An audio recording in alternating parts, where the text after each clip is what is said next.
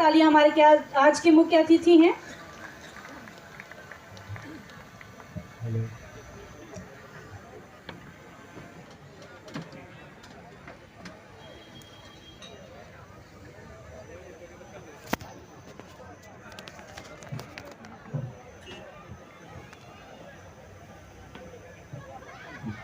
सभा में उपस्थित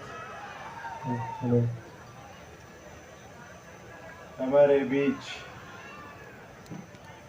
सभा के अध्यक्ष श्री अमरजीत डांडा जी, उपस्थित professor doctor Ranpal Singh, professor Sudesh जी,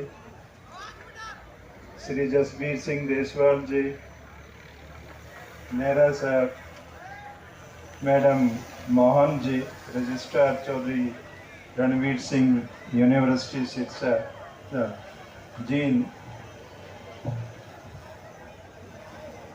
मैं शायद सोच रहा था कि यहाँ आने से पहले स्टूडेंट से शिकायत लेके आते हैं कि जी थोड़ा पेपर लेट कर दें, तैयारी नहीं हुई है।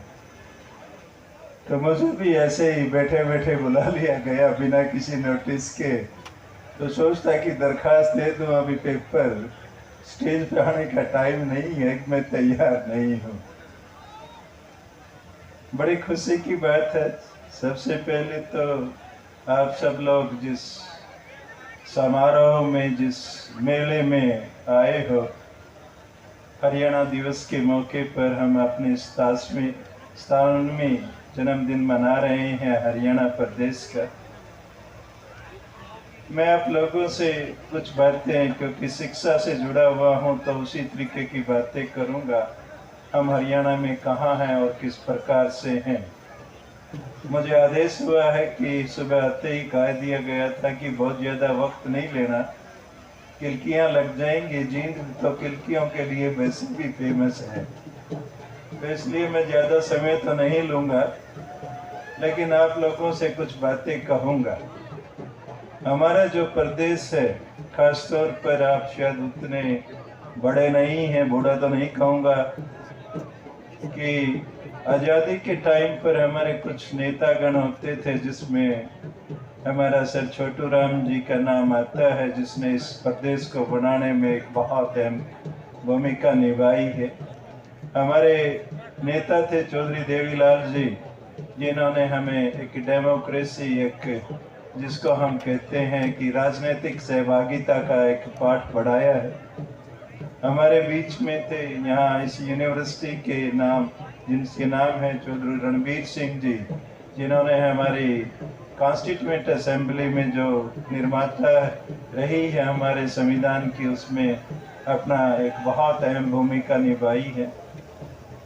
लेकिन वो दौर था 1940 का, 50 का, 60 के दशक में आते आते हमारे नेताओं ने एक अलग राज्य की मांग की थी, और 1966 में हमने अपने प्रदेश को एक नए रूप में पाया था। हमारा ये प्रदेश, जैसे कि उस वक्त की जनरेशन बताती है, एक पिछड़ा प्रदेश था। जहाँ तक हम आज कहते हैं कि हम कृषि में सबसे आगे हैं, डॉक्टर रणपाल सिंह जी बता रहे थे कि प्रति हेक्टेयर हमारी जो उत्पादकता है, या हम जो भी पैदा करते हैं, वो देश में सबसे आगे है। उसका कारण है, उसका जो श्रेय है हमारे राजनीतिक नेतृत्व का जाता है, जिन्होंने अलग प्रदेश बनाकर और यहाँ पर सिंचाई की वो सुविधाएं पैदा की हैं, चाहे वो नहरों के माध्यम से हैं, चाहे वो इलेक्ट्रिसिटी के माध्यम से हैं। तो उस तरीके के प्रदेश को हमने एक बनाया है, उसका एक सर्जन किया है। इसका श्रेय हमारी जो नेतृत्व है हमेशा उसको जाता रहेगा। उसके बाद की बात अगर हम देखें कि जिस तरीके का प्रदेश था और जिस तरीके का अगर हम आयाम की बात करते हैं, आज हमारा प्रदेश स्पोर्ट्स के नाम से जाना जाता है। मेरा ख्याल है कि 50% जो मेडल हैं वो हरियाणा के हैं, और हरियाणा में भी मोस्टली जो मेडल हैं वो पुराना रोहतक, जींद और इस एरिया के मेडल हैं। तो आप लोगों को इस मामले में बहुत श्रेय जाता है।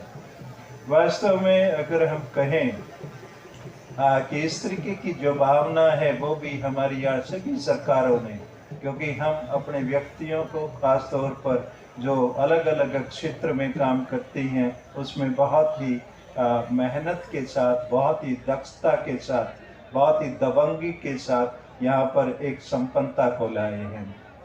हम शायद कोई ज़्यादा वक्त नहीं हुआ, 10 साल पहले हरियाणा का नाम बड़ा बदनाम था।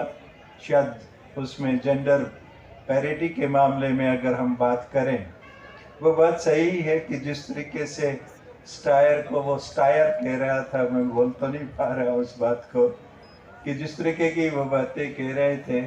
लेकिन एक बात मैं आपको बताऊंगा कि सुबह 8 से 9 बजे तक हरियाणा की किसी भी सड़क पर निकल जाना, आप किसी भी कॉलेज, किसी यूनिवर्सिटी में चले जाना, आपको लड़के ढूंढने से मिलते हैं, लड़कियां आगे आपको हमेशा मिलती है।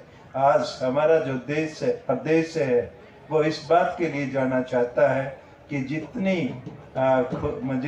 प्रोग्रेसिव लेडीज यहाँ की हैं, शायद साउथ इंडिया में हम केरला और कर्नाटका को उसके बराबरी मानते हैं। हम भी शायद उसी लाइन में खड़े हुए हैं। चौथी बात बड़ी साफ और स्पष्ट है कि वैसे तो संस्कृति 2 ही जगह की थी हरियाणा में, थोड़ा थोड़ा सा पंजाब का इन्फ्लुएंस था अम्बाला पर या सिरसा की तरफ पर। संस्कृति जो जहाँ तक जींद की थी, किलकियाँ मारने की संस्कृति थी, प्यारी एक यूनिक सी। अरे वो कह रहे थे 4-5 किलो घी दे देना, वो किलो की आपको भी जरूरत है, वो किलकियाँ नहीं है। वो मैं बताता हूँ, मैडम सुदेश से साझा कर रहा हूँ। 1981 में हरियाणा डे की सेलिब्रेशन थी, तो उसमें मेरा एक हिंदी के रामपत यादव जी थे, आप तो जानते हैं उनको। उन्होंने कहा कि हमारे कॉलेज में फंक्शन हो रहा है, हरियाणवी में डेक्लेमेशन कॉन्टेस्ट था, भाषण प्रतियोगिता थी, तो मैं एनएसएस में था और इसलिए उनको जानता था। तो कहते हैं कि मेरा रिप्रेजेंटेशन तो कॉलेज का कर दो।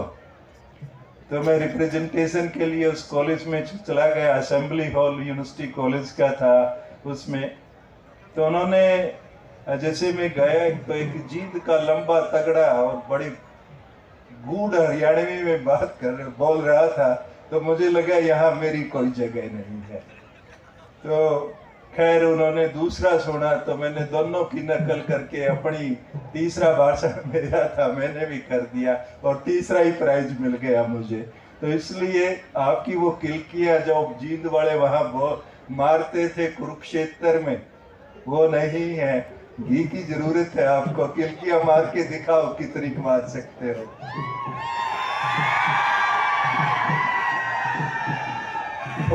थोड़ी थोड़ी बात बड़ी है अभी। मैं अपनी बात बेसुरे अब रुक भी जा। मैं अपनी बात कह रहा हूँ कि संस्कृति की जो संपन्नता के साथ जुड़ी हुई है, हम पहले इतने संपन्न नहीं थे, इसलिए इस तरीके के कार्यक्रम बहुत सीमित उसमें होते थे। सिर्फ कुरुक्षेत्र यूनिवर्सिटी में ही हम करते थे।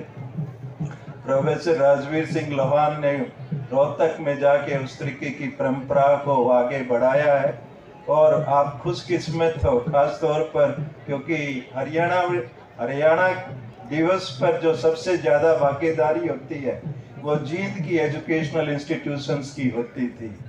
आप अपने वाइस चांसलर साहब के लिए तालियां बजाकर उनका धन्यवाद करो कि उन्होंने आपको यहाँ पर इस तरीके की फंक्शन करने के लिए, वो भी पिछले साल भी आया था मैं, आपने बुलाया था और इस साल फिर आया हूँ।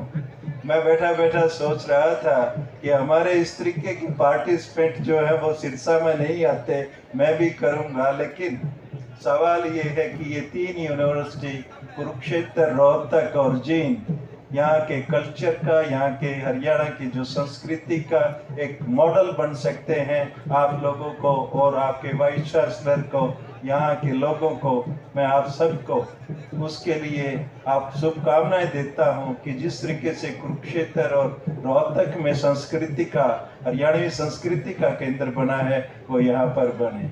जहाँ तक सवाल है कि आप लोगों का कि सिर्फ इस गाने की बात नहीं है, हमें अपने नेतृत्व को, चाहे वो सरकार है या गैर सरकारी नेतृत्व है, हमने एजुकेशन के क्षेत्र में बहुत ही बड़ा जो कदम उठाया है। और आने वाला टाइम, अगर आप लोगों का जो संस्कृति है उसमें फूहड़पन ना रहा और हम बहुत सोच समझ कर चले, तो आने वाला दिन नहीं, कहीं दूर नहीं होगा जब हरियाणा एजुकेशन का भी एक सेंटर बनेगा। चाहे वो एनसीआर का रीजन हो, चाहे वो जींद है, रोहतक है, चाहे वो प्रोफेसर सुदेश है, तो वो कानपुर में महिला यूनिवर्सिटी, पहली महिला विश्वविद्यालय था जो हमने भारत में उसको सेटअप किया था। महिला मेडिकल कॉलेज है जहाँ इस तरीके की बातें करते हैं। तो संपन्नता एजुकेशन से आती है, शिक्षा से आती है, मेहनत से आती है, और जब संपन्नता आती है तो संस्कृति आती है।